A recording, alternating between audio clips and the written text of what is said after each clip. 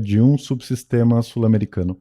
Esse, de fato, é o capítulo, digamos, que é o teste mais difícil para a teoria, né? Porque sempre que se aponta evidências de interferência dos Estados Unidos abaixo do Canal do Panamá, talvez o exemplo chileno seja o mais citado deles. Mas e o Chile? Quer dizer, então, muitos autores norte-americanos, acadêmicos, falam assim, um padrão de intervenção dos Estados Unidos na América Latina, como, por exemplo, Nicarágua, El Salvador e Chile, como se fosse o mesmo tipo de intervenção. Né? E isso também, isso é uma outra coisa que eu defendo no livro, que a gente tem que olhar para a América do Sul, para a América Latina, mas particularmente no meu caso, que eu estudo que é a América do Sul, não apenas como objeto, mas como sujeito. Os países sul-americanos, não apenas objeto, mas como sujeitos da história também. Né? Essa ideia de que tudo que aconteceu no continente americano foi meticulosamente planejado em Washington é um equívoco que supervaloriza, na verdade, inclusive, tanto a capacidade material quanto intelectual, digamos assim, dos Estados Unidos de articular todas essas questões. Né? E o que eu coloco neste capítulo é um pouco olhando para a nossa própria responsabilidade.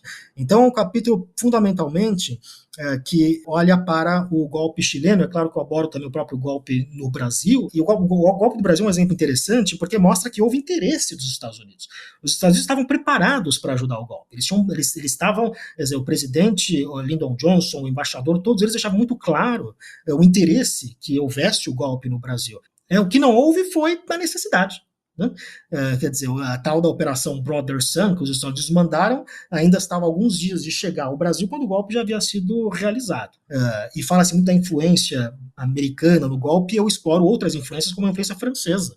Se você olhar, por exemplo, a doutrina militar brasileira, a influência francesa, os livros franceses eram muito mais forte, a doutrina de contra-insurgência, né, que era muito mais importante para os militares brasileiros que as doutrinas militares norte-americanas, que não tinham nada a ver com a realidade brasileira. Então, as influências francesas, etc., no golpe militar brasileiro. E aí eu examino no caso do golpe chileno, que a época que eu escrevi o livro originalmente, há 10 anos atrás, isso não era explorado. Né? Depois saiu muita coisa sobre isso, né? O Roberto Simão acabou depois também publicando um livro importante sobre o tema, né, do papel do Brasil no golpe chileno, mas a época não era muito explorado e havia sido acabado de ser desclassificado alguns documentos. De um fragmento importante que apareceu à época que eu estava escrevendo o livro, foi um documento que foi desclassificado, que era o encontro do Nixon com o Médici, que praticamente o Nixon reconhecia que o Brasil estava atuando, e que não havia necessidade. Quer dizer, se você lê o encontro entre os dois, é o contrário, não é o Nixon falando para o Médici, olha, você precisa fazer um golpe no Chile, é o contrário, é o Nixon dizendo assim, olha, se precisar de ajuda, nós estamos aqui, tá bom? Se precisar que a gente ajude,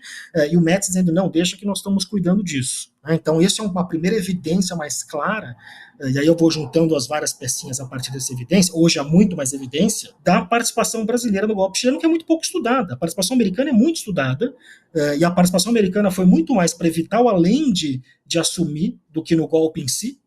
Ou seja, foi uma participação que foi completamente inócua, porque tudo que os Estados Unidos fez para evitar o além de assumir deu errado. O além de assume, de acordo com a Constituição chilena, e começa a governar. Os Estados Unidos vão criar dificuldades? Claro que vão criar dificuldades. Mas isso é muito diferente de você mandar a quarta frota invadir o país. Né? E quando o golpe de fato acontece em 73, a participação direta dos Estados Unidos é muito marginal. E a participação de outros países é pouco estudada, como é a participação brasileira, que é o que eu falo. Como existe uma abundância de evidência do envolvimento norte-americano, isso é confundido com evidência de abundância de envolvimento. No caso do Brasil, não existe uma escassez de evidência, e a gente precisa ir colando um pouco essas peças, e hoje acho que a compreensão da participação do Brasil é muito maior que se tinha na época que eu escrevi o livro. Acho que isso reforçou muito mais o meu argumento de entender que quando a gente, de novo, olha a partir dessa perspectiva de subsistemas regionais, ao invés de olhar apenas os Estados Unidos manipulando tudo, a gente olha para as nossas próprias culpas, a gente vai ver que há outros atores importantes e que o Brasil, no golpe chileno, me parece que foi um ator, se não mais importante que os Estados Unidos. Né? E mais do que isso, as próprias dinâmicas domésticas, que é isso que eu insisto. Esses golpes, eles têm muito de dinâmicas domésticas próprias desses países, que não são apenas, de novo, maquinações feitas em Washington e o resto é todo mundo fantoche, né, que se submete.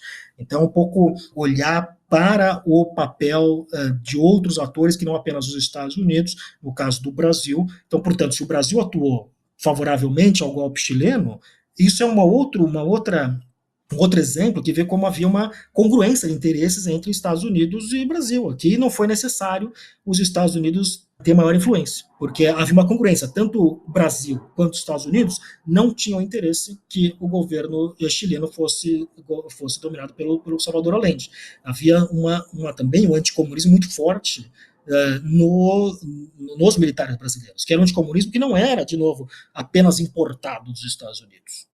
Certo, bom, você falou agora do trabalho do Roberto Simon, né? Fico pensando se esses novos trabalhos, né, que saíram desde 2011, mais ou menos essa época, mudaram a sua interpretação sobre esse tema, né? Alguma nuance que você não teve acesso naquele momento, ou algo que contradiz alguma das ideias que você desenvolve, enfim, né? Como que você acompanhou essa produção e como que ela impactou na sua interpretação? Eu acho que o que foi saindo depois, na verdade, é que a gente foi tendo acesso a mais e mais evidência, né, que foi deixando mais e mais claro, e aí nós temos agora uma nova geração de pesquisadores que passam a olhar mais para o papel de outros atores nos golpes da América Latina, né, que não apenas os Estados Unidos, né, o golpe que houve na Bolívia, ou seja, a participação do governo militar brasileiro, principalmente, que também os militares viam o Brasil dessa perspectiva de um líder da América do Sul, né?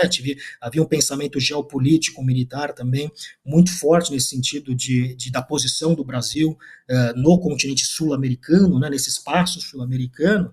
E eu acho que essas novas pesquisas elas vêm reforçar muito esse argumento que eu havia feito no livro, que à época não era um argumento que estava muito estruturado, era um argumento que estava meio solto, em fragmentos, né, em algumas pesquisas, mas que justamente por essa visão, essa lente da relação Estados Unidos-América Latina, né, de olhar a América Latina como um mero objeto e não como sujeito, não havia lente teórica adequada para a compreensão deste fenômeno.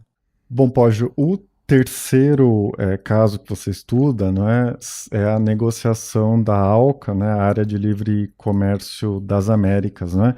E você escreve que nos dois primeiros períodos, né, a doutrina Monroe e o caso da ditadura brasileira na época da Guerra Fria, o Brasil procurou aumentar os benefícios, né, da ausência dos Estados Unidos na América do Sul, e nesse último período, né, na negociação da ALCA, o Brasil tentou aumentar os custos de uma presença mais significativa dos Estados Unidos na região. Eu queria que você explicasse um pouco melhor, né, o que muda nesse período. Você fez uma leitura muito atenta do livro, porque é exatamente isso. Com esse caso da ALCA, eu examino um período bastante amplo, que começa lá na doutrina Monroe no século XIX, passa por meados do século XX com o regime militar brasileiro e termina na virada do século XX para o século XXI. Né? Então, também em termos de momentos históricos distintos, né? O momento do mundo do fim do século XIX, os Estados Unidos emergindo como grande potência, o momento da Guerra Fria e o momento pós-Guerra Fria dos Estados Unidos como única potência que havia restado no mundo. Então, diferentes configurações do sistema internacional, diferentes configurações domésticas no Brasil, ou seja, o Brasil, uma monarquia no meu primeiro capítulo, uma ditadura militar no seu capítulo seguinte, e uma democracia nesse capítulo sobre ALCA. Então, diferentes configurações domésticas e internacionais, e a gente vê o mesmo padrão do Brasil atuando na América do Sul em certa medida, né, nesse sentido de manter os Estados Unidos em certa medida como um império ausente. Só que a estratégia muda nessa questão da ALCA, porque se na doutrina Monroe e no governo militar brasileiro o Brasil atuou em congruência com os Estados Unidos, né, isso que eu faço de aumentando os benefícios, né, do não envolvimento, ou seja, não havia necessidade dos Estados Unidos se envolver porque o Brasil fazia o trabalho por os Estados Unidos em certa medida, né, não para os Estados Unidos, mas justamente para manter os Estados Unidos fora, né, ou de alguma forma distante deste subsistema regional.